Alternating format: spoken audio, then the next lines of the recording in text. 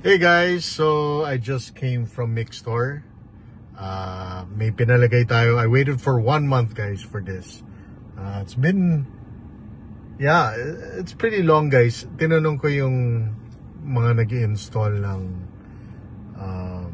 mga ambient light sa Mixstore guys. I think the other guy said it's his first time to install it sa CX-5. So I'll show you guys what I picked.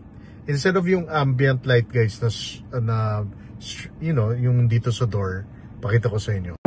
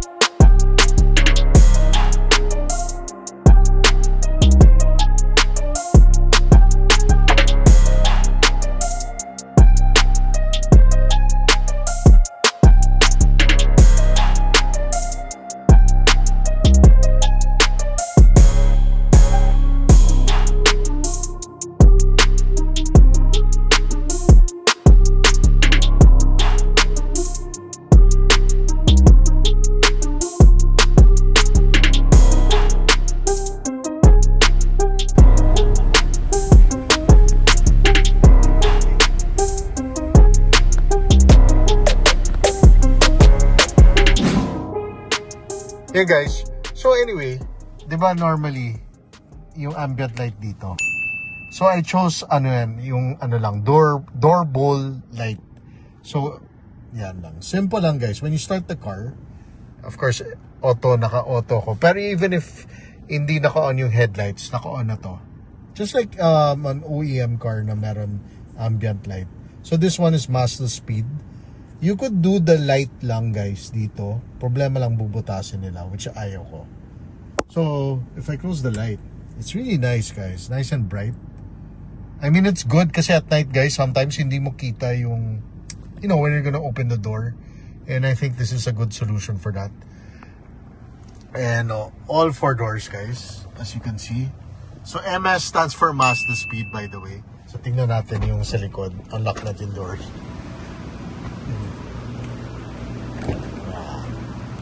Diba ganda? Very simple. Yan. Ikot tayo.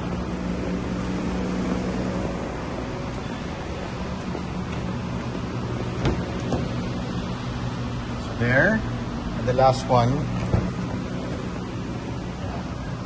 So you could really see it guys even at daytime. Oh, even at kahit malayo guys, kitang-kita mo.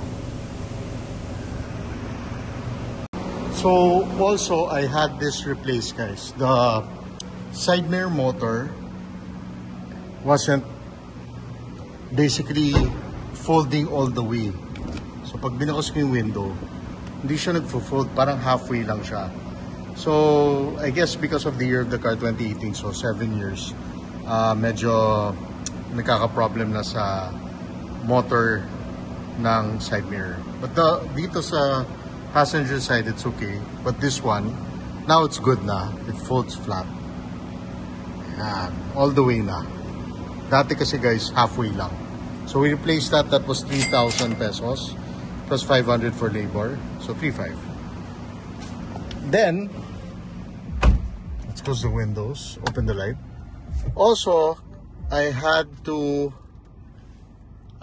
check ulit yung Apple CarPlay kasi I noticed guys, I think twice or thrice nag-disconnect siya, then babalik, intermittent siya. So chinek nila dito and dito sa plug, this area, and they just reconnected it. So mukhang okay naman as of now, but we'll see. You know, we'll see in maybe a week's time, guys. Check natin. And This one guys, this was 2,500 pala. Yung full ambient lighting I think was 9,500. But gusto ko OEM guys kasi pag ambient light, 'di ba ilaw yan dito. You know, typical ambient light na straight line dito rin.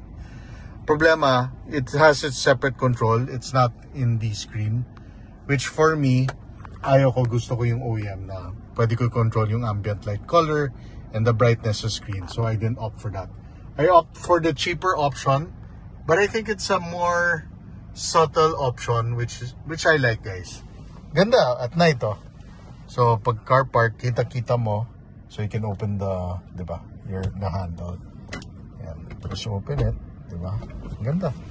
I like it, simple lang. Mazda speed. Sana nga it's just like a dot, but it's fine. I'm okay with it. And yun lang guys, simple upgrades lang. So the side mirror for today, I'm happy na it works fine. So let's do it again. Okay na. Finally. Di ba yung mga ganun guys, yung mga simple things.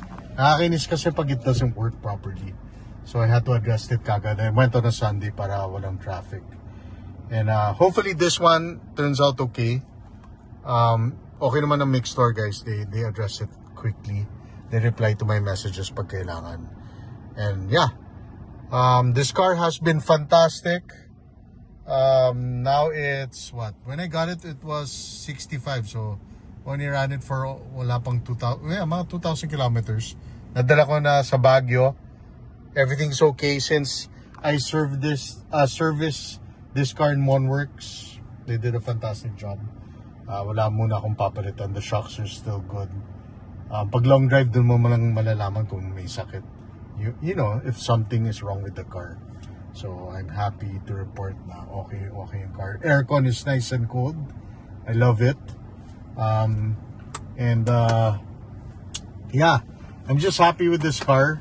And siguro when the new CX-5 comes out guys, tignan natin kung ano papasok nila, kung hybrid ba yan or or mild hybrid most likely. Feeling ko mild hybrid. But sana a full hybrid system or plug-in hybrid pa nga kung pwede. But yeah, if that doesn't come out yet, then I'll still keep this car for a while. Siguro for like a year. Siguro feeling ko the CX-5 will come out next year, not the new one. And tignan natin kung magugustuhan natin, or we can offer CX-60 or CX-90. It's nice to have the inline-6 no? But for now, I'm very happy with this car. It's so easy to drive. Handling is perfect. It eats 91 octane gas, which is the cheapest. But if you're doing spirited driving, sport mode, medyo matakaw yung all-wheel drive nito.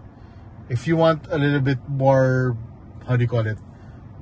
Mas matipid, go for the front wheel drive 2-liter and a CX-5. That would be better for you. But ako, because I like yung may sunroof and I like the extra power that it gives, and blind spot monitoring and that, I'm okay with this. I'm very, very happy with this car for the price I got it for. And if ever naman I sell it guys, you'll know, as you all know. Anyway, the Ranger is still for sale. If you guys are interested, in the Audi A3 is also for sale. Just let me know, just PM me if you want to get the car, buy the car from me. So take care, God bless, and I'll see you on my next vlog.